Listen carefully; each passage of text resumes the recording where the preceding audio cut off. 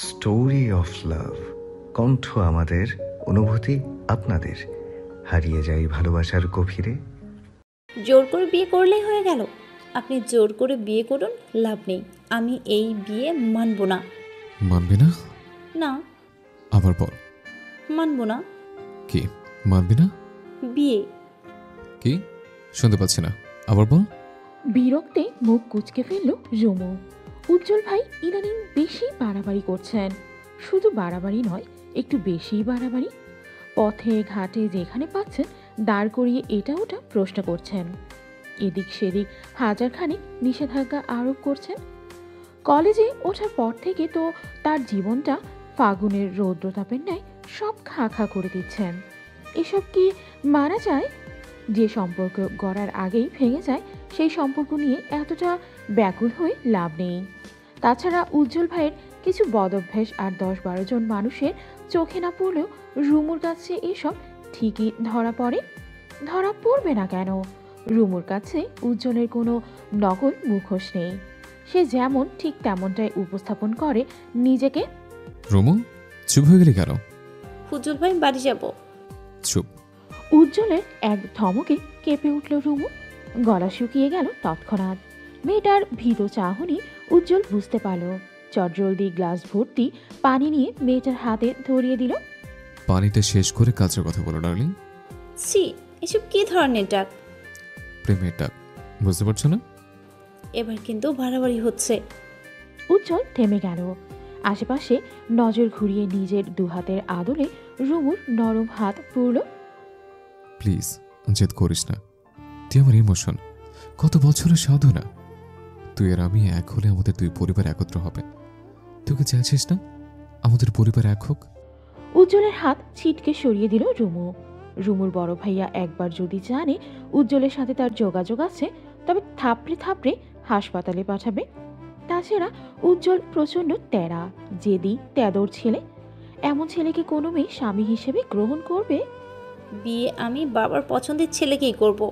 সত্যি? 3 সত্যি। তাহলে তোর গোপন প্রেমিক মাহমুদকে যে কথা দিয়েছিস, তুই নাকি তাকেই বিয়ে করবি? উজ্জ্বলের মুখ থেকে মাহমুদের কথা শুনে ভয়ে ডোক গিলল মেয়েটা। যতবার যত ছেলের প্রেমের প্রস্তাবে রাজি হয়েছে, এই বেয়াদব উজ্জ্বল সবাইকে মেরে হাত পা ভেঙেছে। এসব ভয়ের রুমু প্রকাশ্যে প্রেম করার সাহস করেনি। শেষ ভরসা মাহমুদ। কলেজে উঠে একটু একটু পাখা সরাবি সবারই গজায়, প্রেমের হাওয়া গায়ে লেগে যায়। বেচারি রুমুর ক্ষেত্র ব্যতিক্রম নয়। কথা বেরোচ্ছে না কেন ডার্লিং? বাড়ি যাব। যেতে দিব। বল ভালোবাসি। ভালোবাসি না। কাকে বাসিস? আপনাকে বলবো কেন? উজ্জ্বল বিরক্ত হয়ে গেল। রুমুর হাত চেপে কাছে টানল। এত জেদ তোর? জেদ কি একা আপনার আছে? আর কারো নেই? না, নেই। তোর জেদ আছে, এতেই আমি খুশি। সৈয়দ উজ্জ্বল হাসানের বউ যে হবে, তার তো জেদ থাকতেই হবে। তুই জেদ করবি, আমি তোর গাল চেপে দেব, আদর করব, মান ভাঙাবো। ডার্লিং, রাজি হয়েছে, আর থাকা যায় না। হঠাৎ দরজাটা করাঘাতে কেঁপে উঠল রুমু। সেই সাথে সতর্ক হলো উজ্জ্বল। বাইরে থেকে শোনা যাচ্ছে তার বন্ধু সিয়ামের গলা। ছেলেটা এখন তার প্রেম আলোচনায় বাধা দিচ্ছে কেন? অবুঝ ডার্লিংটাকে বোঝাচ্ছে উজ্জ্বল তাকে ছাড়া কতটা বেসামাল, অথচ বন্ধু বুঝেও বিরক্ত করছে। উজ্জ্বল উঠে দাঁড়ালো চটজলদি। দরজা খুলে দরজা ঠেসে দাঁড়ালো। সিয়ামের দিকে তাকিয়ে কড়া গলায় বলে, কি সমস্যা সিয়াম? তুই এতক্ষণ রুমে কি করছিস? ভাই আল্লাহর রস্তে বের হ, আম্মা এসে যাবে। তোর ভাবির সাথে মিটিং করছে। এখনো মেনেছে গেছো? একদমই না, আশ্চর্য। ছোট থেকে বড় করেছে চকলেটের লোভ দেখিয়ে, এখন বড় হয়েছে আদর সোহাগ প্রেমের লোভ দেখিয়েও হে মেয়েকে মানাতে পারছি না। কিছু কর ভাই, দম বন্ধ হয়ে মরে যাব। তোর ভাবির চোখ ইদানিং অন্যদিকে যাচ্ছে। এত হতাশ হচ্ছিস কেন? নতুন নতুন কলেজে উঠলে যে রঙিন হওয়া গায়ে লাগে বুঝিস না? তুই একদমই জোরাজোরি ঝকঝকি করবি না, তাড়াতাড়ি রুম থেকে বেরো। সিয়াম কথা শেষ করতেই রুমু এসে উজ্জ্বলের পিঠ খামছে ধরল। আকস্মিক ব্যথায় উজ্জ্বল সরে দাঁড়াতে রুমু কক্ষ ছেড়ে বেরিয়ে যায়। মেয়েটা এখানে স্থির হয় না, এক ছুটে পালিয়ে যায় অন্য কক্ষে। দিশাহীন হয়ে খুঁজতে থাকে তার বান্ধবী সুরাইয়াকে। সুরাইয়া কাঁচুমাচু মুখে দাঁড়িয়েছিল রান্নাঘরে। রুমু দেখে চটজলদি এগিয়ে পড়ে। ঠিক আছিস তুই? বেইমান কোথাকার, তোর বাসায় এসেছিলাম নোটসগুলো নিতে, আর তুই আমাকে হায়নার মুখে ছেড়ে দিলি। কসম করছি আমি জানতাম না উজ্জ্বল ভাইয়া আমাদের বাড়ি আসবে।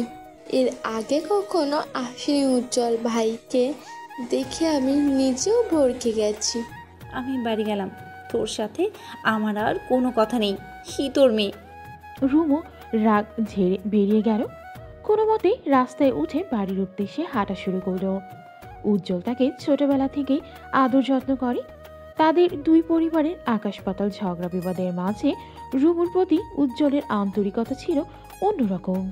কিন্তু এই ব্যাটার মনে যে এতটা ছিল তা মোটেও আন্দাজ করেনি সে।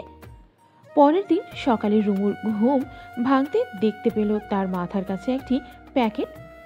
কক্ষে সে একাই থাকে। এই প্যাকেট হঠাৎ তাকে কে দিল? আজ তো তার জন্মদিন নয় যে কেউ উপহার দিয়ে যাবে তাকে। হাতের প্যাকেটটা চটজলদি পাল্টে দেখতে এমন সময় কক্ষে আসে তার বড় ভাবি আনিকা। রুমুর প্যাকেটের দিকে তাকিয়ে বলেন, সুরাইয়া এসে তোকে এটা দিতে বলল, আমাকে খুলতে বারণ করেছে, তোর জন্য নাকি স্পেশাল গিফট। আচমকা মুখটা খুশিতে ভরে গেল রুমুর। সুরাইয়ার মাধ্যমে তার প্রেমিক মাহমুদ ছাড়া আর তো কেউ উপহার পাঠায় না। তবে কি মাহমুদ পাঠিয়েছে? আনন্দে পুলকিত হয়ে দ্রুত বিছানা ছাড়ল মেয়েটা। আনিকা কক্ষ ছেড়ে বেরিয়ে যেতে দ্রুত দরজা বন্ধ করে বসল সে। একটি শপিং ব্যাগ বেশ পরিপাটি করে পিন লাগানো। দ্রুত হাতে পিন খুলতে দেখতে পেল একটি শার্ট। শার্টটি হাতে তুলতেই চমকে যায় মেয়েটা। কি বিভৎস হলুদ রঙা শার্টটা, রক্তে মাখামাখি, কয়েকটা জায়গা ছিঁড়ে আছে। সকাল সকাল ঘুম ভাঙতে এমন পরিস্থিতিতে মাথাটা ফাঁকা ফাঁকা লাগলো তার। সুরাইয়া এসব কেন পাঠালো? কোন উদ্দেশ্যে পাঠালো? উজ্জ্বলের হাতের রক্ত শুকিয়ে আছে, কপাল বেয়ে ঘাম গড়িয়ে জুলপি বেয়ে নামছে। তার রাগ হাঁসফাঁস এখনো কমেনি। সিয়াম উজ্জ্বলের কাঁধে হাত রাখতেই তেতে উঠে ছেলেটা। কি সমস্যা? আর কতক্ষণ বসে থাকবে? উঠে গিয়ে হাত মুখ ধুয়ে নেয়। উজ্জ্বল উঠল না। তার আশেপাশে থাকা বন্ধুরা সবাই একে অন্যের নজর বুলালো। দীপু বিরক্ত হয়ে পড়ে, উজ্জ্বল, তোকে বলেছিলাম আমরা মারি শালাকে, একদম চটকে দেব। তুই একা কান মারলি, তোর কোনো কন্ট্রোল নেই মাথায়, যা আসবে তাই করবি। শান্তি বুঝিস? মনের শান্তি। দুইবার ওয়ার্নিং দিলাম, শুনল না। ওকে মেরে কি হবে? রুমু তো নিজেই এসব করেছে। মাহমুদ চলে গেলে আরেকজনকে ধরবে। আশ্চর্য, ওর বড় ভাই কি এসব দেখে না, নাকি বোনের খেয়াল রাখে না? উজ্জ্বল কিছু বলল না। দ্রুত উঠে গিয়ে ওয়াশরুমে গেল, সেই সাথে ডাকলো দীপুকে। হ্যান্ডওয়াশটা পুরোটা খোল। পুরোটা খুলে কি হবে? ঢেলে দে আমার হাতে। এটা একদম নতুন, গতকাল এনেছি। অপচয় করে না দোস্ত, আম্মা যদি দেখে হ্যান্ড ওয়াশে গায়ে আমাকে উড়িয়ে ছুঁড়ে মারবে। উজ্জ্বল প্রচণ্ড বিরক্ত হলো। নিজ হাতে বোতলটা খুলে ঢেলে দিল সবটা। নিজের হাতে যেন কত বছরের লেগে থাকা ময়লা সে সাফ করছে। হাত ধোয়া শেষে মুখ ক্রমশ পানির ছিটা দিল উজ্জ্বল। অস্বস্তি লাগছে। অস্বস্তি ছাড়িয়ে কিছুটা স্বস্তি পেল শরীরে। আয়নায় নিজেকে একবার পরখ করে ক্রুদ্ধ হাসল সে। আমাকে প্রজ্বলিত করে তুমি এড়িয়ে যাচ্ছ? বোকামে। এই উজ্জ্বলের বদৌলতে তোমার জীবন উজ্জ্বলের আলোয় ভরে যাবে। তোমার জীবনে উজ্জ্বল আছে তো আলো আছে, উজ্জ্বল নেই তো আলো নেই। রাতে চুপচাপ ছাদে বসে রুমু। প্রচণ্ড ভ্যাবসা গরম পড়ছে। ইলেকট্রিসিটি ইদানিং বেকায়দায় ফেলছে সবাইকে। এই আছে তো এই নেই। গরমে জনজীবন অস্থির। সকাল থেকে মাথায় দুশ্চিন্তা ঘুরছে রুমুর। মাহমুদের খোঁজ তার নেওয়া হয়েছে। তাকে যে উজ্জ্বল পিটিয়েছে তার আর বুঝতে বাকি নেই। হঠাৎ আবছা আলোয় মনে মানব অস্তিত্ব টের পেতেই ভয়ে কুঁকড়ে যায় রুমু। এই মুহূর্তে চাঁদে কেউ থাকার কথা নয়, থাকলেও নিশ্চয়ই সিঁড়ি দিয়ে উঠবে। কিন্তু অস্তিত্বের দেখা মিলল চাঁদের এক কোণায়। সে কাচের আলোয় বাড়তি লাইট আনার প্রয়োজন বোধ করেনি, কিন্তু এখন তো পড়েছে মহা বেকায়দায়। কাঁপা কাঁপা গলায় সে বলে, কে? অপর পাশ থেকে কোনো সারা শব্দ পাওয়া গেল না। ভয় বাড়ল মেয়েটার। দোয়াদুলুদ পরে পিট পিট পায়ে এগিয়ে যায় সিঁড়ির ঘরের দিকে। সে যতবার পা বাড়াচ্ছে মানব ছায়াও তার দিকে এগিয়ে আসছে।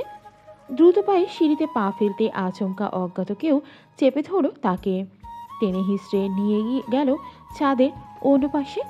খলবলীয় মেয়েটা নিজেকে ছাড়াতে ব্যর্থ। বলিষ্ঠ দেহের আদলে ক্রমশ গুটিয়ে যাচ্ছিল রুমু। অনেকক্ষণ যাবৎ মোচড়ামুচড়ি করেও নিজেকে ছাড়াতে ব্যর্থ। পুরুষারের শক্ত হাতটা মুখ চেপে রাখতে দমটাও আজ নিমিষে ফুরিয়ে যাবে যেন।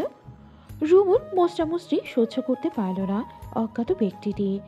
পেট চেপে শূন্য তুলতে ভয় দ্বিগুণ বাড়ল রুমুর। মেয়েটা এবার নিজেকে বাঁচাতে দেহের সব শক্তি দিয়ে কামড় বসালো অজ্ঞাত ব্যক্তির হাতে। তীব্র ব্যথায় মুহূর্তেই বিবশ করে দিল অজ্ঞাত ব্যক্তির হাত। ব্যথার দাপটে হাত ঝাঁকি দিতে কোল থেকে থপাস করে নিচে পড়ল রুমু। কিরে, এগুলো তোর দাঁত নাকি ব্লেড? পরিচিত কণ্ঠে চমকে মাথা তুলে তাকালো রুমু। আরে এই তো উজ্জ্বল ভাই। উনি এখানে কে করছেন? এতটা দুঃসাহস দেখিয়ে এখানে কেন আসলেন?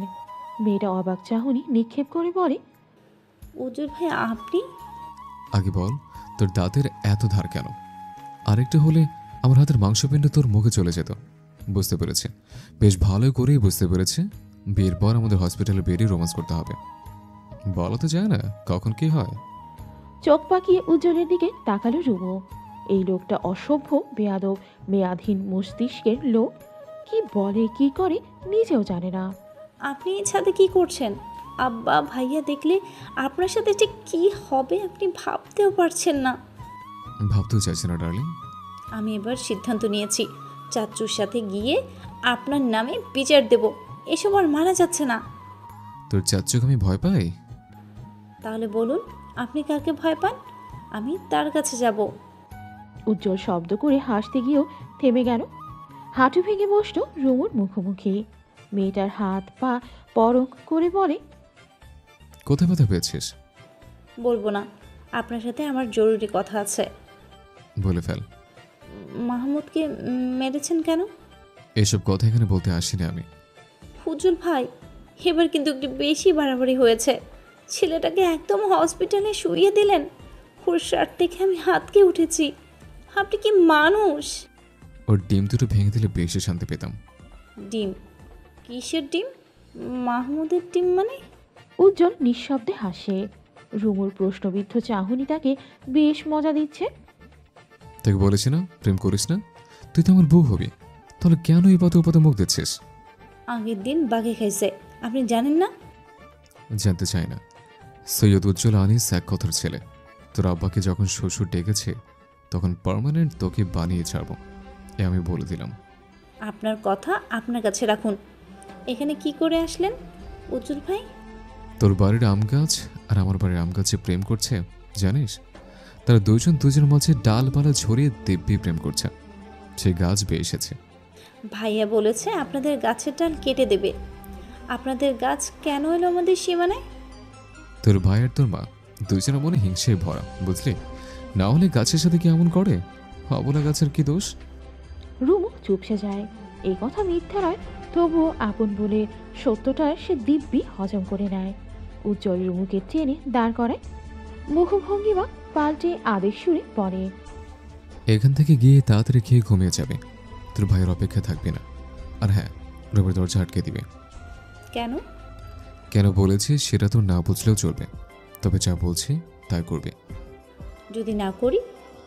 তবে একটা জ্বর দিক সেদিক হবে না, একদম গালের উপর দিয়ে যাবে।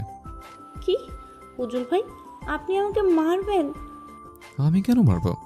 তোকে মারার লোকের অভাব আছে নাকি? যে গালে এখনো চুমু খেতে পারেনি সে গালে মারবো? এটা আমি স্বপ্নেও ভাবতে পারি না। খালি আপনার বাজে কথা। বাজে কথা নয়, সত্যি। যেদিন বিয়ে করে নিয়ে যাব সেদিন বুঝবে। কত বছর হয়ে গেল তুই আমাদের ঘরে যাস না। তোর ছোট দুই পায়ের দৌড়ঝাঁপ আমরা সবাই মিস করি। আমার রুমে ঢুকে যে বই ছেড়তে মনে আছে? কতবার মারতে গিয়েও মারেনি। তোকে মারলে আমি নিজেই শান্তি পাবো না। অতীতে ধুলো জমা স্মৃতি আবার স্মরণে আসতে মুখটা গোমরা হয় রুমুর। কত সুন্দর ছিল সেই দিনগুলো। সৈয়দ বাড়ি জুড়ে ছিল হাসি, আনন্দ, মাতামাতি। সেই সময়টাতে সুখের পাশাপাশি দুঃখটাও ভাগ করে নিত সকলে। অথচ কাল বৈশাখীর ন্যায় মানুষ ঝড়ে সৈয়দ বাড়ির মাঝ উঠানেই দেয়াল গড়ে তোলে।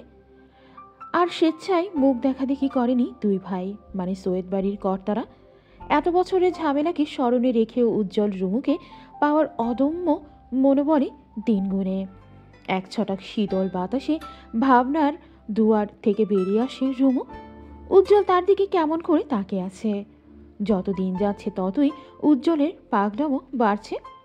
রুমু, কাল থেকে মাহমুদের সাথে কোনো যোগাযোগ করবি না। এবার শুধু মেরে রক্তাক্ত করেছে, পরের বার হাত পা ভাঙবো, এই কথা দিলাম। আপনি এসব করে কি হবে? ঠিকই আমি আব্বার পছন্দের ছেলেকেই বিয়ে করব। তোর বাপের পছন্দের ছেলে আমি, জানিস না? ছোটবেলা আমাকে মেয়ে জামাই বলে ডাকতো, সেটা আমি কিছুতেই বিফলে যেতে দেব না। দেখা যাবে। ছাদে অন্ধকার মারিয়ে বিদ্যুতের দেখা মিলল। চারদিকে আলোকিত হতে সতর্ক হলো রুমু। উজ্জ্বল ভাই, এখান থেকে যান। কেউ দেখে ফেললে কেলেঙ্কার হয়ে যাবে। ভাইয়া ওত পেতে আছে, কখন সুযোগ পাবে আর আপনাকে মারবে। এই উজ্জ্বলকে মারার মতো সাহস তোর ভাইয়ের হয়নি। চলে যাব, একটা চুমো দে। অসভ্য। অসভ্যের বউ। উফ উফ। উজ্জ্বল ভাই। রুমু বউ।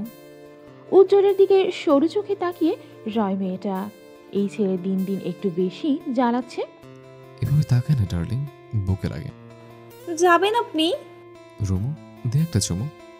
আমার নামের মান সম্মান ঘেটে ঘ করে দিয়েছেন আপনি। রুমুর রাগান্বিত মুখটা দেখতে উজ্জ্বল হাসে। দ্রুত রুমুকে হাঁচকা টানে কপালে একটা চুমু খায়। মেয়েটা অবাক হয়। রাগ দেখে কিছু বলার আগেই উজ্জ্বল ছাদ পেরিয়ে গাছে উঠে যায়। উজ্জ্বলের কথার আজ পাত্তা দিল না রুমু। তাকে বলেছিল রুমের দরজা বন্ধ করে যেন ঘুমিয়ে থাকে, অথচ মেয়েটা বসার ঘরে ভাবিকে নিয়ে টিভি দেখছে। এখন রাত প্রায় 11টা। কলিং বেল বাজতে দরজা খুলে দেয় রুমুর ভাবি আনিকা। রুমুরা ভাই বোন দুজন। বড় ভাই রাশেদ বয়স 30-এর কোঠায় পৌঁছে গেছে।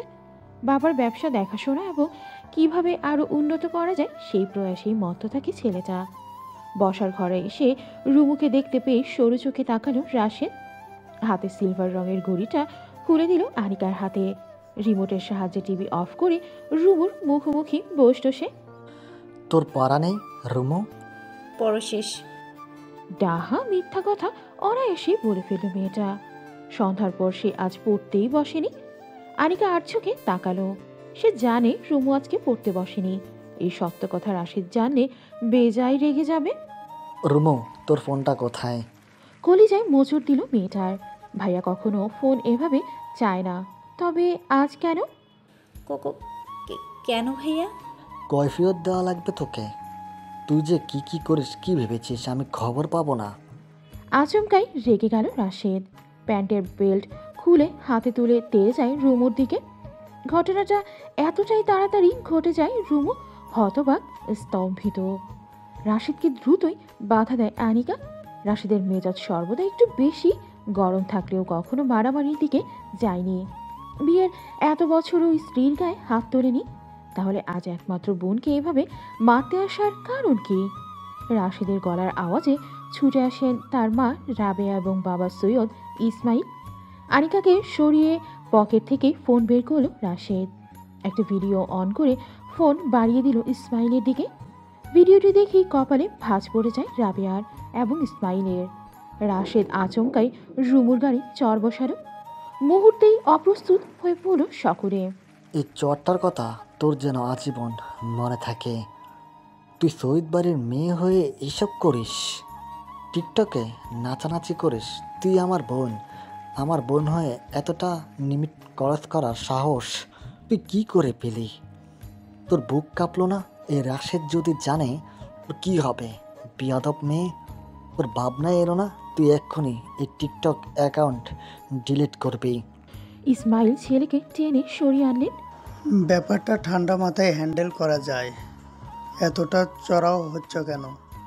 বাবা, তোমার আশকারায় ও এতটা সাহস পেয়েছে। আগেই বলেছিলাম ফোন কিনে দিও না।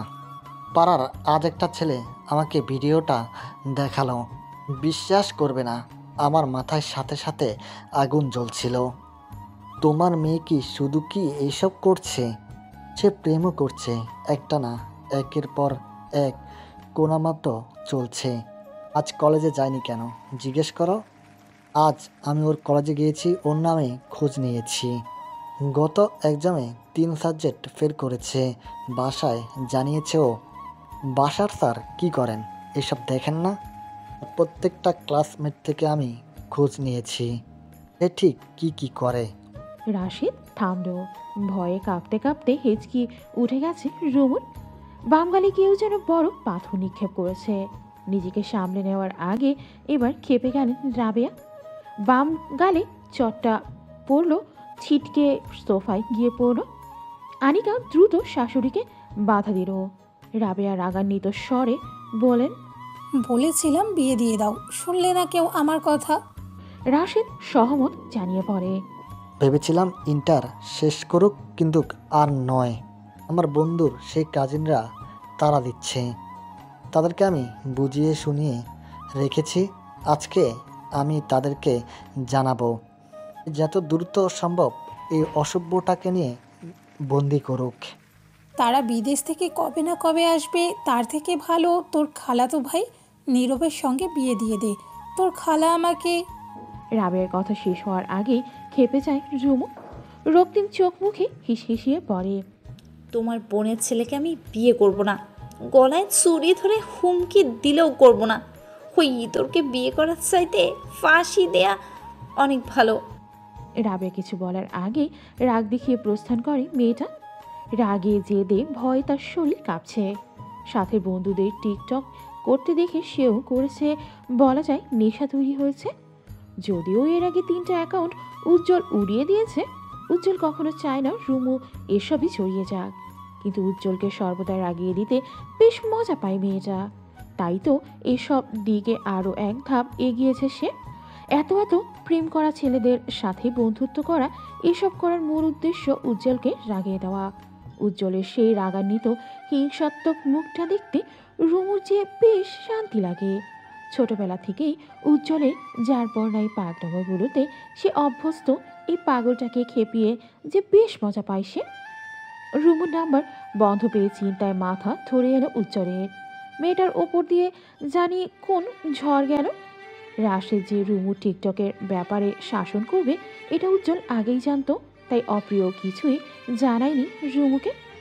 এই মেয়ের একমাত্র শিক্ষা হওয়া উচিত অতিবার বেড়েছে। উজ্জ্বল মাঠের এক প্রান্তে দাঁড়িয়ে রুমুর অপেক্ষায়। উজ্জ্বল অনার্স 3য় বর্ষের ছাত্র, একটি জাতীয় বিশ্ববিদ্যালয়ে পড়াশোনা করছে সে। অপরদিকে রুমু একই প্রতিষ্ঠানে ইন্টার 2nd ইয়ারে পড়ছে। মাঠের এক প্রান্তে ভার্সিটি ভবন, অপর প্রান্তে কলেজের ভবনগুলো। তাই রুমুর সাথে উজ্জ্বলের দেখা হওয়া কঠিন কিছু নয়। গেট দিয়ে মাস্ক পরা রুমুকে দেখে ভ্রু কুঁচকে যায় উজ্জ্বলের। এই মেয়ে তো মাস্ক পরে আসে না, তবে আজ কেন? উজ্জ্বল এগিয়ে যায়, রুমুর হাত টেনে নিয়ে যায় এক কোণে। কিরে, মাস্ক পরলি কেন? কাল আপনি সবটা জেনেও আমাকে বললেন না কেন উজ্জ্বল ভাই? সতর্ক করেছিলাম তো, আমার কথা শুনিস না। এভাবে কেউ সতর্ক করে? আমাকে জানিয়ে রাখলে কি হতো? উজ্জ্বল প্রত্যুত্তর না করে রুমুর মাস্ক নামিয়ে দিল। মেয়েটার বাম গালের দুরাঙ্গুলের ছাপ স্পষ্ট, ঠোঁটের কোণ কেটেছে। উজ্জ্বলের বুকটা কেঁপে উঠল। রুমুর গাল ছুঁয়ে ধমকের সুরে বলে, সব কিছুতে তোর পাকনামো। বলেছিলাম তো ঘুমিয়ে যাবে, তাহলে এমন হতো না। আর এই শিক্ষাটা তোর দরকার ছিল, অতি বার পেরেছিলে। এবার আপনিও মারুন, মেরে ফেলুন আমায় সকলে মিলে। রুমু চোখ ঝাপসা হয়। কান্না আটকানোর বৃথা চেষ্টা চালিয়ে যাচ্ছে সে। খেয়েছিস? যে মারটা খেয়েছি আর কিছু খাওয়ার প্রয়োজন নেই। চল আমার সাথে, আগে পেট পুরে খাবি, তারপর ক্লাসে যাবি। খাবো না আমি, ছাড়ুন আমার হাত। চুপ কর। উজ্জ্বল টেনে নিয়ে গেল রুমুকে।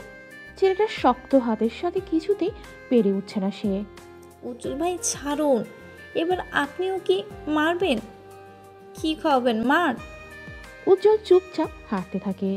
রুমু পুনরায় হাত ঝাঁকি দিয়ে বলে, কি হলো বলুন, কি খাওয়াবেন? আমাকে খাওয়াবো, খাবি? বউ, অন্য ছেলেদের দিকে যোগ দিচ্ছিস কেন? সুন্দর জিনিস দেখতে হয় উজ্জ্বল ভাই, আপনিও দেখুন বারণ কে করেছে? আমি তো বছর পর বছর দেখে যাচ্ছে, এখনো দেখছি। রুমু চোখ সরিয়ে তাকালো উজ্জ্বলের পানে। ছেলেটাকে ভেঙচি কেটে বলে, কে সে শুনি? যে প্রশ্নটা ছুড়েছে সে। রুমু প্রত্যুত্তর করল না। পুনরায় তাকালো পাশের টেবিলে থাকা ছেলেটার দিকে।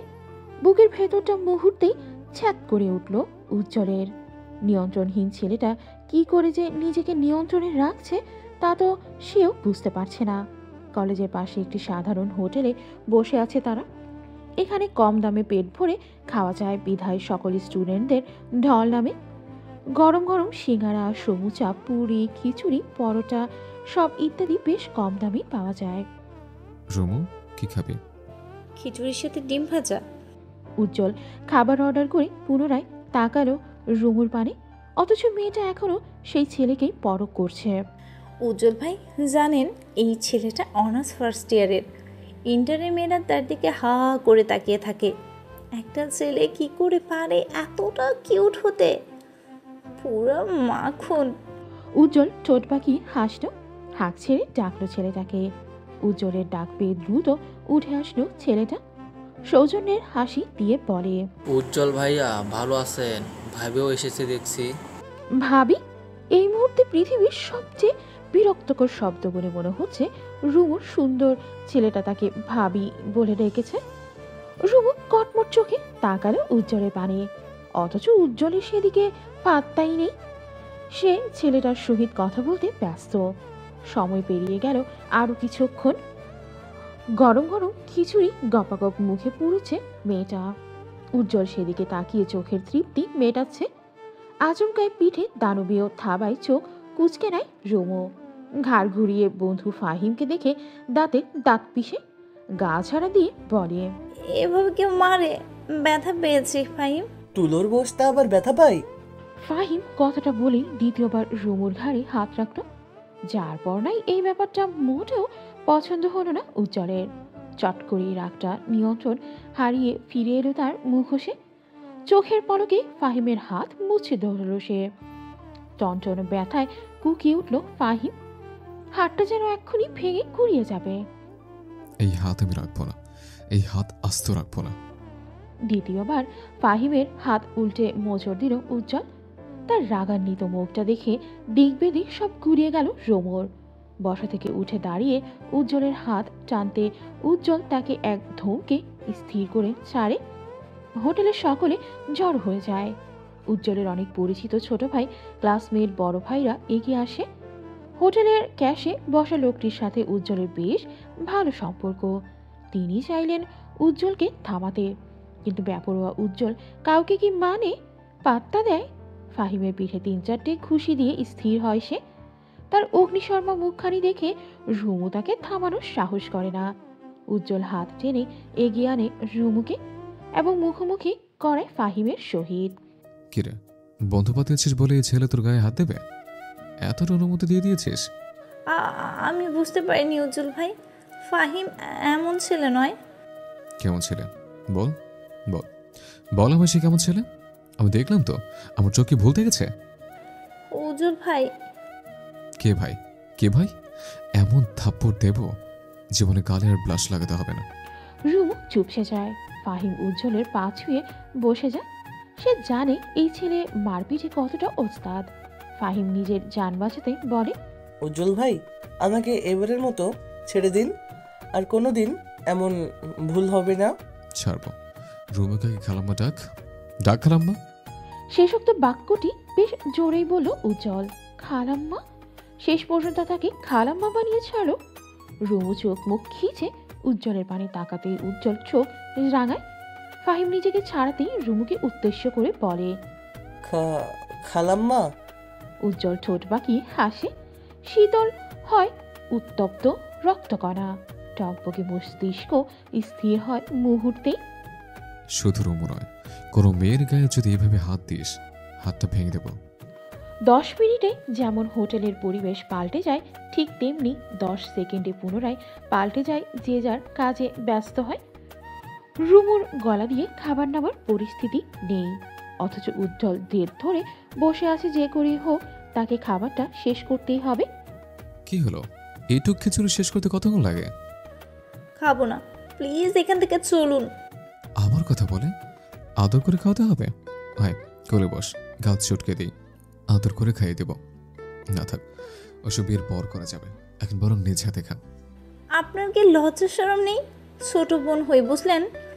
তুই আমার হবু বউ, বুঝলি? আপনার মতো ছেলের কাছে কে মেয়ে বিয়ে দেবে? তাই নাকি? টেস্টোস্টেরন হরমোন আমার শরীরে লাফলাফি করার আগেই তোর বাবা আমাকে মেয়ে জামাই হিসেবে স্বীকৃতি দিয়েছে, আর তুই বলছিস কে মেয়ে দেবে? আমার ভাই চক্ষু সুলাপ নিয়ে বুঝলেন? তোর ভাইকে গুনছে কে? তুমি রাজি, জামাই সাজে, কে একা একা গাছে, বিয়ের পর দুজন মিলে ভাজবো ডিম ভাজি। শুধু ডিম ভাজি দিয়ে আমি ভাত খেতে পারি না ফৌজল ভাই। দূর, গানটা তো শেষ করতে দিবি। রুমু চুপচাপ খাওয়ায় মনোনিবেশ করে।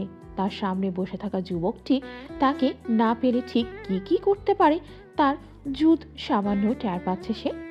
রুমু বাড়ি ফিরল ভর দুপুরে। উজ্জ্বল ভাইয়ের কত শখ রুমুকে বাইকে চড়িয়ে এই শহর ঘুরবে, অথচ সেই সুযোগ আর কই। উজ্জ্বলের ত্রিসীমানায় রুমুকে পেলেই তাণ্ডব চালাবে রাশেদ। বাড়িতে প্রবেশ করতে একমাত্র খালা হালিমাকে দেখে রুমুর কলিজা কেঁপে ওঠে। গতরাতে সবাই তাকে বিয়ের হুমকি দিয়েছিল, আর আজ খালামণি এসে হাজির। নিশ্চয়ই মামাতো ভাইও এসেছে।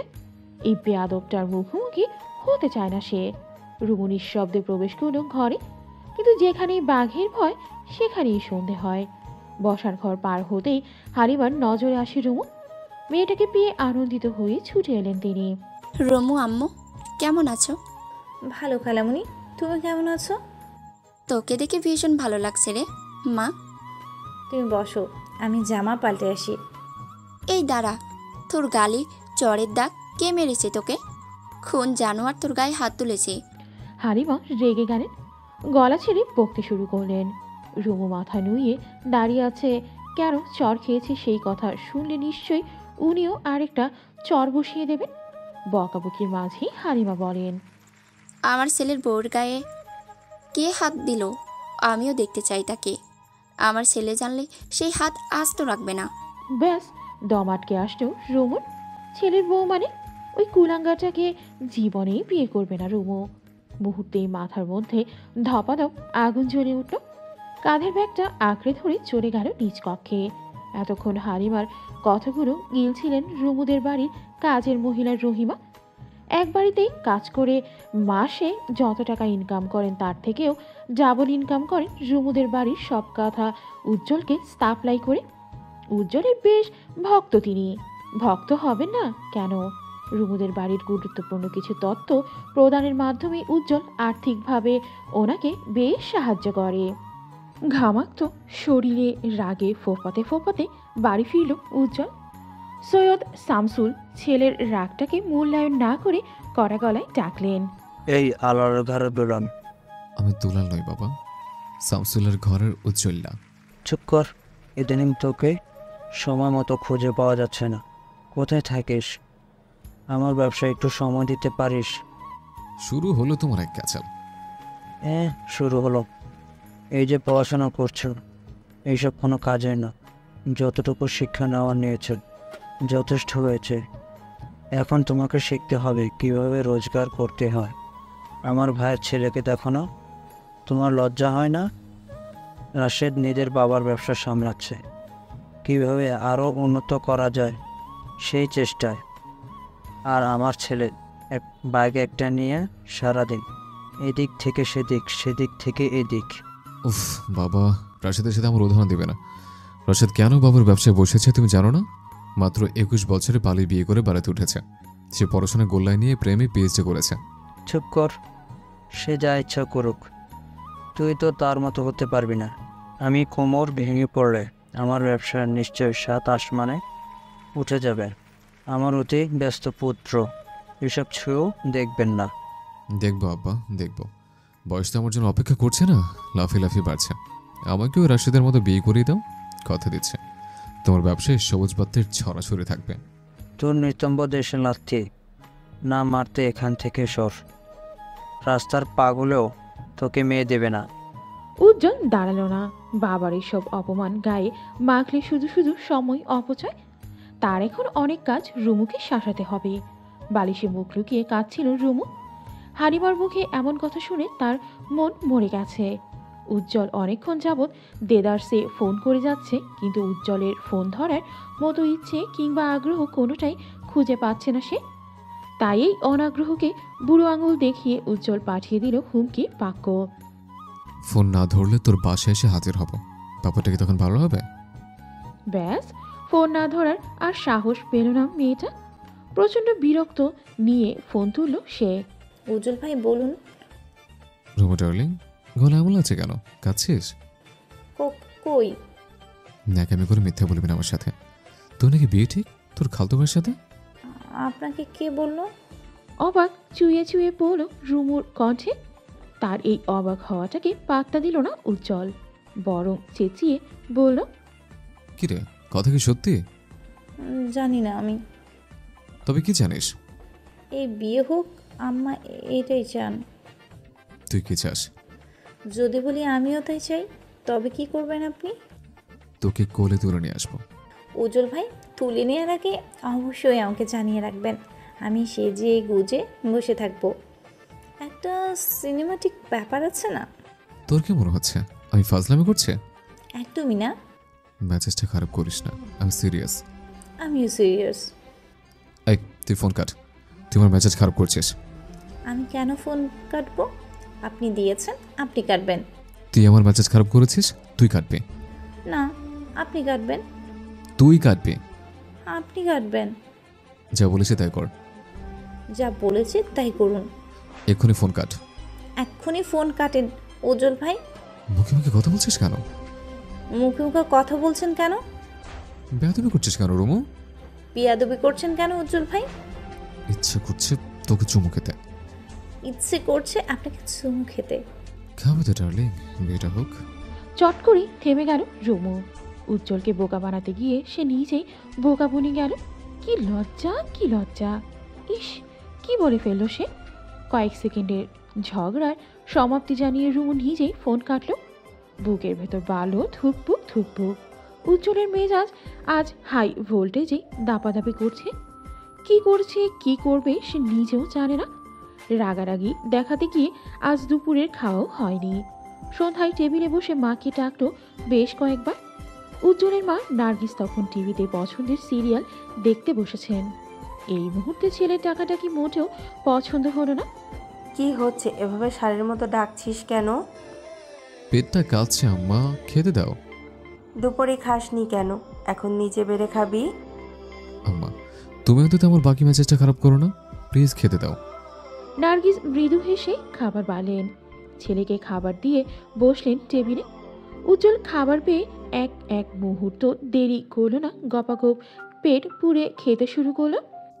আম্মা, তরকারিটা দারুণ হয়েছে। আর গতকাল তুমি রেঁধে খাওয়াবে, এবার অন্তত। তোর কি লজ্জা নেই রে? জানিস তোর বাপ আমাকে আজকেও কত কথা শুনিয়েছে। আমি নাকি তোকে আশকারা দিয়ে মাথায় তুলেছি, ব্যবসায় হাত লাগানোর জন্য তোকে জোরাজোরি করছি না। সারাক্ষণ এক কাচাল আমার ভালো লাগে না আম্মা। আমি আগেই বলেছি, যখন আমার মন বলবে উজ্জ্বল যা গিয়ে বাবার ব্যবসায় বস, তখনই আমি বসবো, এর আগে নয়। তোর মন কখন চাইবে বলতো? সারাদিন টই টই করে ঘুরছিস, না করিস পড়াশোনা, না করিস কাজ। আমি পড়তে চাইনি, তোমাদের অতি চালাকির কারণে আমার যে দশা। ঢাকা বিশ্ববিদ্যালয়ে চান্স পেয়ে দেখিয়েছে, অথচ তোমরা আমাকে পড়তেই দিলে না। তোর যা মেজাজ, ঢাকায় গিয়ে তুই যে কি করবি আমরা কি জানি না ভেবেছিস? খারাপ ছেলেদের সঙ্গ পেয়ে আরো খারাপ হবি। তোমাদের বারবার এক কথা, ঢাকায় গিয়ে আমি বিগড়ে যাব। যে খারাপ হওয়ার সে এমনি হয়, বাদ দাও, তোমাকে বুঝিয়ে লাভ নেই। জরুরি কথা শোনো, যে কোনো সময় বনিয়ে হাজির হব। সে কি কথা? কে সে হতভাগিনী মেয়ে যে কিনা তোকে বিয়ে করবে? এভাবে বলছো কেন আম্মা? অপমান করতে একটু রহস্যই করো। যাকে করব বলেছি তাকেই করব। নার্গিস বুঝতে পারেন উজ্জ্বল কার কথা বুঝিয়েছেন। রুমুকে নিয়ে উজ্জ্বলের পাগড়ামি শেষ নেই, কিন্তু এই পাগড়ামি বিয়ে পর্যন্ত গড়েলে পুনরায় সৈয়দ বাড়িতে তাণ্ডব চলবে। নার্গিস সতর্ক হয়ে বলে, খবরদার উজ্জ্বল, ঝামেলা বাড়বে, এসব করিস না বাপ। রুমুকে ছাড়, যাকে ইচ্ছে বিয়ে কর, আমি বাদ সাধবো না। কিন্তু আমার যে রুমুকেই লাগবে। রাতে পারিবারিকভাবে একটি বৈঠক বসল। রুমুর বিয়ের কথা তুলতে রুমুর মা তার খালা হালিমাকে জানিয়ে এই বাড়িতে আনেন। তার উদ্দেশ্য যে করেই হোক বোনের ছেলের কাছেই একমাত্র মেয়ে বিয়ে দিবেন। যদিও এতে রাশেদ অল্প স্বল্প রাজি, বাকিটা সিদ্ধান্ত সৈয়দ ইসমাইল নেবেন। হালিমা অনেকক্ষণ যাবৎ ইসমাইলকে বোঝালেন তার ছেলে হিমেল শিক্ষিত, দেখতে শুনতে মাশাআল্লাহ, একটা প্রাইভেট কোম্পানিতে বেশ ভালো বেতনে চাকরি করছে। এমন ছেলে হাতছাড়া করা কি উচিত? তাছাড়া অপরিচিত কারো ঘরে মেয়ে না পাঠিয়ে আত্মীয় স্বজনের মধ্যেই সম্পর্ক গড়ে ভালো হয়। এত এত প্রশংসার বাক্যে পাশ থেকে মশলা ঢেলেছেন রাবেয়া, অথচ সৈয়দ ইসমাইল মুখটা পানসে করে তাকিয়ে আছেন টিভির স্ক্রিনে। রাশেদ বাবার এমন হেয়ালিটা পছন্দ করল না। আব্বা কিছু তো বলেন। বলতে ইচ্ছে করছে না তাই বলবো না। ইচ্ছে করছে না মানে? যত দ্রুত সম্ভব রুমুকে একটা ছেলের হাতে তুলে দেন আব্বা। এই মেয়ে বকে গেছে। তোর বন্ধু যে কাজিনেরা প্রস্তাব দিয়েছিল তাদের কি খবর? আগামী সপ্তাহে তারা আসবে, সেটা নাকি এবার বিয়ে করেই যাবে। শুনলাম বিয়ের পর বউকে নেওয়ার সকল প্রসেস শুরু করে দিবে। ওদের সাথে যোগাযোগ কর। রাবিয়ার মুখটা পাংশুটে হয়ে গেল। আশাহত গলায় বলে, আমার বোন যে আবদার নিয়ে এলো, তোমার কি গায়ে লাগলো না? আমি আগেই বলেছিলাম মেয়ের বিয়ে আমি যেখানে চাই সেখানেই হবে। রাবিয়া রেগে গেলেন, বসা থেকে উঠে দাঁড়িয়ে কড়া গলায় বলে, শুনুন রাশেদের আব্বা, আমি আমার বোনকে কথা দিয়েছি তার ঘরে মেয়ে পাঠাবো। এই কথার খেলাপ আমি করতে পারি না। আমিও তো আমার ভাইকে কথা দিয়েছিলাম উজ্জ্বলের সাথে ঝুমুরের বিয়ে হবে। ওরা যখন ছোট ছিল সেই ছোট থেকে এমনটা বলে এসেছি, সে কথা তুমিও জানো। কি বললে তুমি? ওই লোভীদের ঘরে তুমি মেয়ে বিয়ে দিতে চাইছো? এত ঝামেলার পরেও তোমার শিক্ষা হয়নি? খবরদার চেঁচিয়ে কথা বলবে না। তোমার মিয়ালি ঝগড়ার জন্য আজ সৈয়দ বাড়ির ভাগ হয়েছে। আমার দোষ? আমি? রাবিয়া হাউমাউ করে কেঁদে উঠলেন। বোনকে শান্ত করতে হালিমা এগিয়ে গেলেও লাভের লাভ কিছুই হলো না। হাতের কাছে যা পেলেন ছুঁড়ে ফেলে দিলেন রাবেয়া। কাচের জিনিসপত্র ভেঙে চারিদিকে ছড়িয়ে পড়ল দিক বেদিক। রাশেদ উঠে গিয়ে মাকে শান্ত করল। রাবেয়া স্বামীর দিকে ছুড়ে দিলেন গাদা গাদা অভিযোগ। পর্দার আড়াল থেকে হাসল রুমু। আর যাই হোক, সে কখনো হিমেল নামক বেয়াদবটাকে বিয়ে করবে না। এই তো ছোটবেলার কথা, সবে উচ্চ মাধ্যমিকে ভর্তি হয়েছে সে। হিমেল ভাইয়ের অসৎ ছোঁয়াগুলো একটু একটু বুঝতে পারলেও সে কিছুই কাউকে বলতে পারতো না। সবাই ভাবতো হিমেল তাকে কত আদর করে। সেবার হিমেল তাকে মোবাইলে গেম খেলতে দিয়ে আচমকা তার বুকে হাত দেয়। হিমেলের দানবীয় হাতের ছোঁয়ায় রুমুর সারা দেহ আচমকা কেঁপে ওঠে। দ্রুত ফোন ছুঁড়ে ফেলে প্রস্থান দেয় মেয়েটা। না, এটা প্রথম কিংবা শেষ নয়। এভাবেই কতবার হেনস্থার শিকার সে হয়েছে গুণে শেষ করা যাবে না। ভয়ে কাউকে কিছু বলতেও পারে না। কাকে বলবে? মা হিমেলের অন্ধভক্ত, বাবা আর ভাইয়ের সাথে খুব বেশি মন খোলা নয় সে। সব মিলিয়ে নিজের কাছে আড়াল রেখেছে। তবে রুমু একা নয়। তার খেলার সাথে রিয়াও যখন খেলতে বাড়িতে আসে, মেয়েটাকে চকলেট কেনার কথা বলে বাজেভাবে ছুঁয়ে দেয় হিমেল। সেদিনের পর যতবার হিমেল রুমুদের বাড়ি এসেছে ততবার খেলতে আসেনি রিয়া। হাতের ফোনটা শব্দ করতেই ধ্যান ভাঙে মেয়েটার।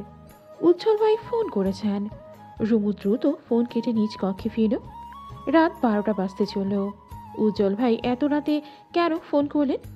রুমু কাল বিলম্ব না করে ফোনটা ধরল, অত্যন্ত দুঃখী দুঃখী গলায় শুধালো, উজ্জ্বল ভাই। তো রুমে লাইট জ্বলছে কেন? ঘুমাস নেই? আমার তো বিয়ে। উজ্জ্বল ভাই। কি তুই এই কথা আমাকে এখন বলছিস? চোরের মতো রাত 12টায় কে বিয়ে করে? আপনাকে বলবো কেন? এমনিতেও আপনাকে দাওয়াত করা হবে না। কানের নিচে দুটো দিয়ে ব্রেনের ব্রাইটনেস বাড়িয়ে দেবো। ফাসিল মেয়ে, দাঁড়া, আমি আসছি তোর বিয়ের ব্যান্ড বাজাতে। রুমু কিছু বলার আগেই ফোন কাটলো উজ্জ্বল। বেচারার মেজাজ নিয়ন্ত্রণের বাইরে চলে গেছে। অপরদিকে রুমু এতবার করে ফোন করেও পেল না উজ্জ্বলকে। বেচারা ফোনটা রেখে বেরিয়ে গেছে বউ উদ্ধার কাজে। সৈয়দ বাড়ির দানবীয় দেয়ালটা চোখকে গাছ বেয়ে নিচে নামলো উজ্জ্বল। আর যা হওয়ার হবে। বউ নিয়ে যে করেই হোক নিজ বাড়িতে ফিরবে। শুকনো পাতার মর্মর শব্দে ধীরে ধীরে পা ফেলতে হলো তাকে। দ্রুত হেঁটে গিয়ে দাঁড়ালো রুমুর জানালার পাশে। বেশ কয়েকবার টোকা দিলেও রুমু জানালা খুলল না। যদিও মেয়েটা শুনতে পায়নি, এখন বড্ড বেশি আফসোস হচ্ছে কেন ফোনটা ফেলে আসলো। উজ্জ্বল চারদিকে পা টিপে টিপে এগিয়ে যেতে দেখতে পেল সৈয়দ ইসমাইলের জানালা খোলা। রাবেয়ার সাথে তুমুল ঝগড়া চলছে তার। এটা যে বিয়ে বাড়ি বিন্দুমাত্র বোঝা যাচ্ছে না। তাদের ঝগড়াটা ঠিক কী নিয়ে বোঝার চেষ্টা চালালো উজ্জ্বল। দরজায় দাঁড়িয়ে আছে রুমুর খালা হালিমা। খোলা জানালায় মানব অস্তিত্ব টের পেয়ে আচমকায় চিৎকার চেঁচামেচি শুরু করলেন। আল্লাহ গো, ওরে রাবিয়া, চোর চোর, তোর বাড়িতে ডাকাত পড়েছে রে। ওরে কে কোথায় আছিস? চোর ডাকাত চোর। হালিমার এক চিৎকারই সতর্ক হয়ে যায় বাড়ির সকলে। এমন পরিস্থিতির জন্য মোটেও প্রস্তুত ছিল না উজ্জ্বল। বেচারা বুদ্ধি খাটিয়ে দ্রুত দরজার সামনে গিয়ে বাইরে থেকে দরজা বন্ধ করে দেয়। তার উদ্দেশ্য কেউ যেন ঘর থেকে বের হতেই না পারে। এই বাড়িতে রাশেদ যদি একবার তাকে দেখে ফেলে তবে কুরুক্ষেত্র হবে। একসাথেই সকলে চিৎকার করা শুরু করলো। মুহূর্তে বাড়ির পরিবেশ গরম হয়ে যায়। রাশেদ দাঁড়িয়ে ছুটে আসে, কিন্তু বের হতে গিয়ে বুঝতে পারল দরজা বাইরে থেকে আটকানো। উজ্জ্বল দ্রুত গাছে উঠে গেল, দেয়াল টপকে নিচে নামার চেষ্টা চালানো। এখনো সবার চিৎকার শোনা যাচ্ছে। চোর চোর চোর, কে কোথায় আছে রে? বাড়িতে চোর এসেছে। উজ্জ্বল মুখ বাঁকিয়ে আপনা আপনি বলে, আমি চোর, বউ চোর। সৈয়দ ইসমাইল আপনার বাড়ির মূল্যবান জিনিসটা কিন্তু এই উজ্জ্বল চুরি করবে, কথা দিলাম। ঘুমন্ত এলাকাবাসী মুহূর্তেই জেগে গেল। সবাই টর্চ হাতে নিয়ে বেরিয়ে পড়ল চোর খুঁজতে। সেই সাথে উজ্জ্বল নিজেও বের হয়েছে। শার্টের হাতা কনুইতে গুটিয়ে সবার সামনে গলা তুলে বলে, এ এলাকায় চোর, আমার এলাকায় চোর, তাও কিনা সৈয়দ বাড়িতে। শালা বেটা, তোকে পেলে মারতে মারতে সৈয়দ বাড়ির মেয়ের সাথে বিয়ে দিয়ে দিতাম। উজ্জ্বলের কথাটা সবাই না বুঝলেও ভ্রু কুচকে তাকিয়ে রইল উজ্জ্বলের বাবা সৈয়দ শামসুল। মনের সন্দেহ থেকে তিনি ভাবেন, তবে কি সেই চোরটা উজ্জ্বল? সৈয়দ বাড়ির অবিবাহিত মেয়ে রুমু আর রুমুকে বিয়ে করতেই উঠে পড়ে লেগেছে উজ্জ্বল। চোরের হদিস না পেয়ে সবাই যে যার মতো বাড়ি ফিরল। রুমু জানে এই চোরটাকে উজ্জ্বল ভাই ছাড়া আর কেউ হতেই পারে না। উজ্জ্বল তখন বিছানায় উপর হয়ে শুয়ে। দৌড়ঝাঁপে বেশ হয়রান হয়েছে সে। তাড়াতাড়ি গাছ বেয়ে উঠতে গিয়ে বাম পাটা ছিলে গেছে। অসময়ে রুমির ফোন পেয়ে ফোন ধরল সে। উজ্জ্বল ভাই, চোরটা কি আপনি ছিলেন? না, কোরিয়ার প্রেসিডেন্ট ছিল। মজা করছেন কেন? তুই মজা করলি কেন? তোর না বিয়ে? আমি বলেছি বিয়ে, তবে কবে তা তো বলিনি। আপনি কেন এলেন এত দৌড়ঝাঁপ করে? এই শোন, তোর মাথায় বুদ্ধি কম, সব খবর। একবার বিয়েটা করতে দে, তোর কপালে আমার এক একটা চুমু তোর ব্রেনে বুলেটের মতো বাঁধবে। দেখবি আমার চুমুর পাওয়ারে কেমন বুদ্ধির রানী হয়ে যাস। এলাকায় উজ্জ্বলের অন্ধভক্তের অভাব নেই। ছোট ছোট ছেলেরাই উজ্জ্বলের ভীষণ ভক্ত। মুরব্বীরা তাকে পছন্দ করলেও মারপিটের স্বভাবটা ঠিক কারো পছন্দ নয়। অথচ উজ্জ্বলের এক সিটির ইশারায় একটা দল এসে উপস্থিত হবে। সবাই মার খেতে নয়, বরং মারতে ভালোবাসে। মারামারি যেখানে, উজ্জ্বলের দল সেখানে। এসব নিয়ে যে থানা পুলিশের গণ্ডি টপকাতে হয়নি তা কিন্তু নয়। সৈয়দ শামসুল এলাকায় সম্মানীয় ব্যক্তি, কিন্তু তার ছেলের অসংলগ্ন কার্যক্রম তার সম্মানে বহুবার আঘাত এনেছে। থানা পুলিশের ব্যাপারটা তিনি টাকার ওপর মিটিয়ে দেন। যদিও উজ্জ্বল বিনা কারণে মারামারিতে জড়ায় না। একটা হেতু দাঁড় করিয়ে যখনই তার মেজাজ বিগড়ে যাবে তখনই শুরু হট্টগোল, গণ্ডগোল। যেমন আজ একটা ছেলেই তার ফোন চুরি করে পালাচ্ছিল। ভাগ্যক্রমে উজ্জ্বল তাকে ধরেও ফেলে। দেখতে বেশ ভদ্র, কিন্তু ছেলেটা মস্ত বড় চোর। এলাকায় ইদানিং চোর বাড়ছে। তার পেছনে যে এই ছেলেটার হাত তা ইতিমধ্যেই স্বীকার করে নিয়েছে উজ্জ্বল। ছেলেটাকে শাস্তি স্বরূপ দেওয়া হলো 200 বার কানে ধরা। এলাকার ছেলেরা মহা আনন্দ নিয়ে চোরের কানে ধরার উঠবস গুনছে। অপরদিকে উজ্জ্বল দোকানের চেয়ারে বসে গরম গরম দুধ চাই চুমুক দিচ্ছে। সিয়াম এবং দীপু তার পাশেই বসে। হঠাৎ দোকানের সামনে বাইক থেকে নামলো রাশেদ এবং রুমু। দুজনের দোকানের ভেতরেই গেল। আজ আর ভার্সিটি যাবে না ভেবেই রেখেছিল উজ্জ্বল, কিন্তু রুমু যাচ্ছে, সে যাবে না তো কি হয়? তাছাড়া কলেজে ওঠার পর 1 বছর যাবৎ অনেক বাদরামো সহ্য করেছে মেয়েটার। এখন আর নয়। এখন সময় হয়েছে উজ্জ্বলের নিজের জিনিস নিজে বুঝে নেওয়ার। রাশেদ দোকান থেকে বেশ কয়েকটি জিনিস কিনল। রুমু আর চোখে তাকিয়ে দেখল উজ্জ্বলকে। উজ্জ্বল সেই চাহনির পাল্টা প্রতিক্রিয়া দেখালো ইশারায় চুমু দিয়ে। নিজের ভদ্রতার খোলসটা রেখে গলা ছেড়ে বন্ধুদের উদ্দেশ্যে বলে, বুঝলি, এলাকায় চোর বেড়েছে, মালমাল চুরি হচ্ছে, আমার মন চুরি হচ্ছে, কখন আবার আমার বউটাও চুরি হয়েছে। বউ চুরি হলেই এলাকায় তাণ্ডব চলবে, আগেই বলে দিলাম। তরুণ ছেলে দোকানি উজ্জ্বলের কথা শুনে মুচকি হাসে। রাশেদ সেই হাসিটার অবজ্ঞা নিয়ে বলে, তোমার দোকানে বকাটেরা আড্ডা দিচ্ছে, কিছু বলো না কেন? এলাকায় বকাটাদের উৎপাত ক্রমাগত বাড়ছে, এদের মোটো আশকারা দিবা না। উজ্জ্বল বুঝতে পারল রাশেদ তাকে ফোরন কেটে কথাটা বলেছে। উজ্জ্বল পুনরায় চায়ে চুমুক বসিয়ে বন্ধুকে বলে, বুঝলি সিয়াম, এলাকায় কিছু ভদ্রবেশী পরনিন্দা কমিটি খুলে বসেছে। তারা যেখানে সেখানে গিয়ে অন্যের নামে নিন্দা ছড়াচ্ছে। এসব কমিটির লোককে ধরে চিলি সসের থেরাপি দিতে হবে। এই পরনিন্দার কমিটির হেড হয়তো জানেই না এটা আমার দোকান। রাশেদ কিং কর্তব্য বিমূঢ়। ছোট চাচার এই দোকান সে তো জানতই না। উজ্জ্বল শার্টের কলার তুলে বসে কালো চশমাটা চোখে দিল। প্রয়োজনীয় জিনিসপত্র নিয়ে চলে গেল রাশেদ। এখানে তার গলাবাজি করা বেমানান। রুমু ক্লাসরুমে প্রবেশ করতেই দেখা হলো সুরাইয়ার সাথে। সুরাইয়া রুমুকে দেখেও না দেখার ভান করল। রুমু কোমরে হাত দিয়ে পড়ে, ভাব ধরছিস কেন রে? তুই নিজেই তো ভাবের গোডাউন। উজ্জ্বল ভাইয়ের সাথে দেখা হয়েছে, আমি নিয়ে কিছু বলেছে? তোর উজ্জ্বল ভাইকে দেখলেও আমি 10 হাত দূরে থাকি। রুমু প্রত্যুত্তর করার আগেই ক্লাসে আসে রুমুর বন্ধু। ছেলেটা রুমুকে দেখেই বলে, খালা ভালো আছেন? খালা? উজ্জ্বল ভাইয়ের কড়া আদেশ, তোকে খালা ডাকতে হবে। কোথায় তোমাদের উজ্জ্বল ভাই? খালা ডাকো, আমি বের করছি। রুমু রেগে মেগে ক্লাস থেকে বেরিয়ে গেল। মাঠের শেষ প্রান্তেই দেখা হয়ে গেল উজ্জ্বলকে। ছেলেটা বাইকে বসে বন্ধুদের সাথে আড্ডা দিচ্ছে। রুমু গিয়েই উজ্জ্বলের পিঠে থাবা দিল। সহসা থাবায় চমকে গেল উজ্জ্বল। রুমুকে দেখে নাটকীয় ভঙ্গিতে বলে, আস্তে বউ লাগছে তো। কে বউ? এই খালা কে? আমার বন্ধুরা আমাকে খালা ডাকছে কেন? একবার বিয়েটা করি, তারপর ভাবি রাখবে। উজ্জ্বল ভাই, এসব কিন্তু ভালো হচ্ছে না। আমি সবাইকে বলে দেব আপনি একটা চোর, আমাদের বাড়িতে গিয়েছিলেন চুরি করতে। যা গিয়ে বল, আমি কি চুরি করেছি বলতো? আমি শুধু তোর মন চুরি করেছি। আপনাকে লাগেও চোরের মতো। উজ্জ্বল ভাইকে গাজা বেইজ্জতি করে চলে গেল রুমু। বেচারা হতভম্ব নয়নে তাকিয়ে রইল। পাশে থেকে বন্ধুরা সবাই অট্ট হাসিতে ফেটে পড়ল। কেটে গেল প্রায় 1 সপ্তাহ। এই কয়েকটা দিন বিয়ে নিয়ে রুমুর পরিবারের কোনো আলাপচারিতা ছিল না। তাই তো মেয়েটা ভেবেই নিল বিয়ের ভূত হয়তো সবার মাথা থেকে নেমে গেছে। কিন্তু তাকে ভুল প্রমাণ করে দিয়েই অবশেষে পাত্রপক্ষ তাকে দেখতে এসেছে। পাত্রপক্ষের সামনে বসা রুমুর জীবনে এই প্রথমবার। দেখতে আসবে শোনার পর থেকে মেয়েটার কান্না কিছুতেই থামছে না। রুমুর ভাবি আনিকা শাড়ি পরাতে গিয়ে পড়ল চরম বিপাকে। রুমু কিছুতেই শাড়ি পরবে না। অবশেষে মায়ের ধমকে শাড়ি পরতে বাধ্য হলো। একটি নীল জামদানি শাড়ি গায়ে জড়িয়ে বসে আছে রুমু। মেয়েটার কান্নারত ফোলা মুখখানি দেখেই আনিকা মিষ্টি হাসে।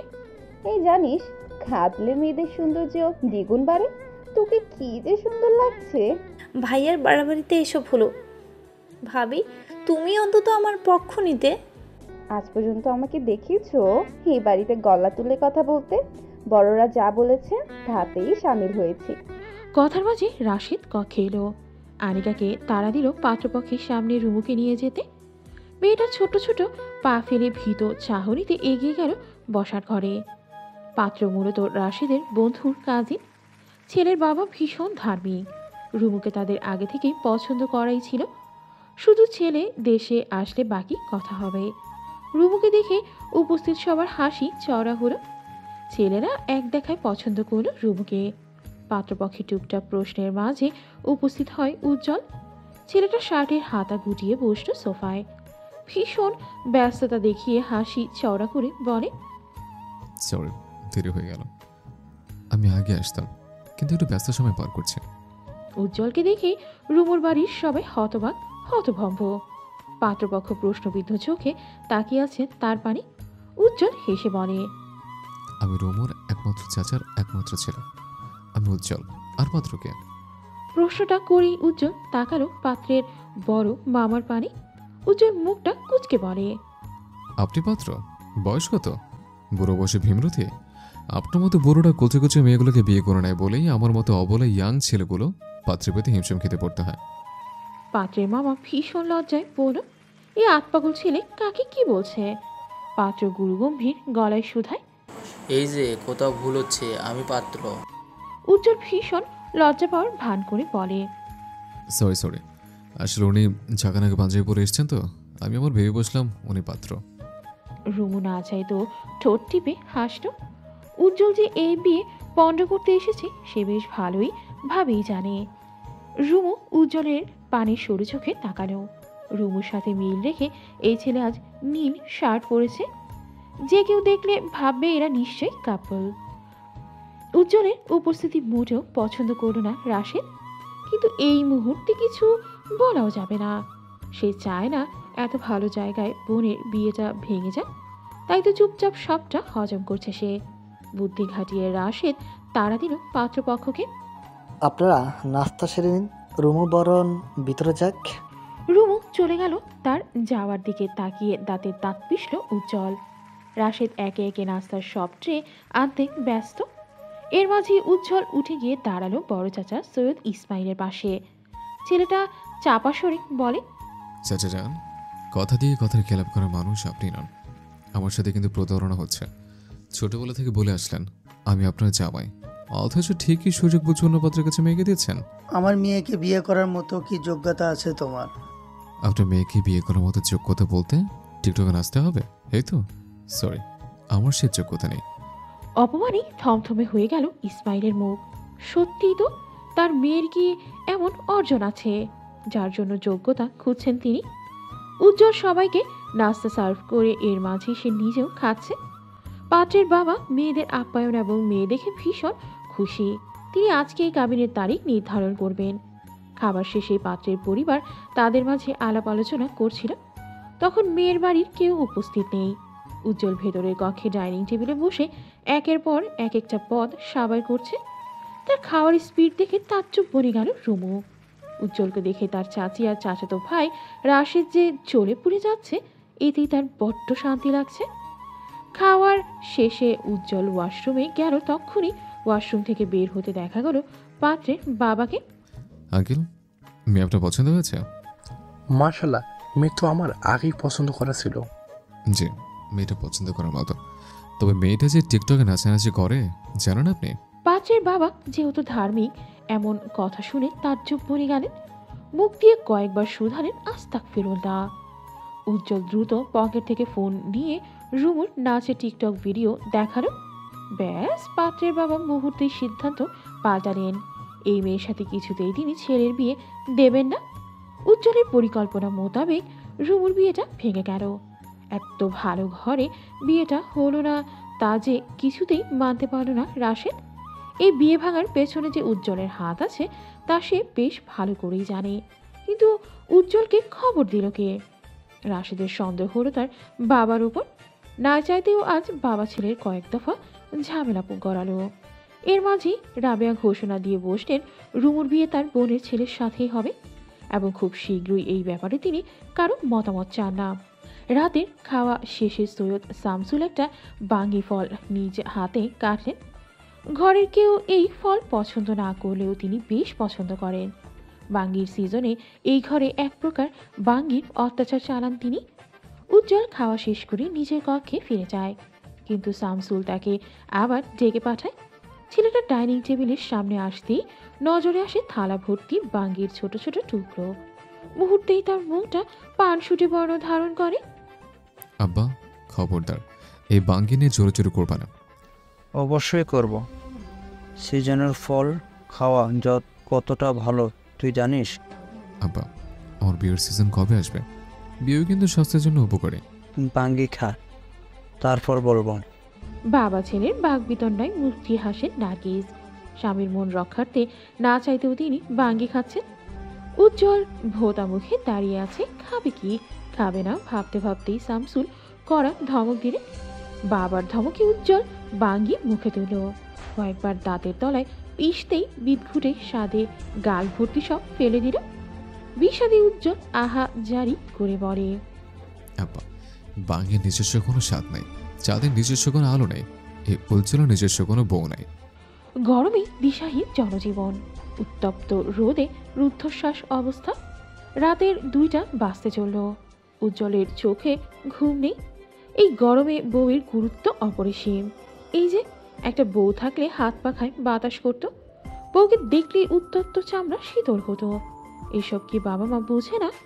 আশ্চর্য, তারা কি চায়? রুমে ফ্যানের বাতাসে যেন আগুনের গোলা ছুটছে। গরম বাতাসে অতিষ্ঠ হয়ে বাইরে বেরিয়ে এলো ছেলেটা। ছাদে বসে শীতল হাওয়া উপভোগ করতে মন্দ লাগছে না। ছাদের জলচৌকিতে বসে গলা ছেড়ে অনেকক্ষণ যাবৎ গান গাইল। ছোটবেলায় উজ্জ্বলের গানের হাতেখড়ি হয় এলাকায় এক বড় ভাইয়ের কাছ থেকে। নিঃসন্দেহে ছেলেটার গলার স্বর ভীষণ সুন্দর।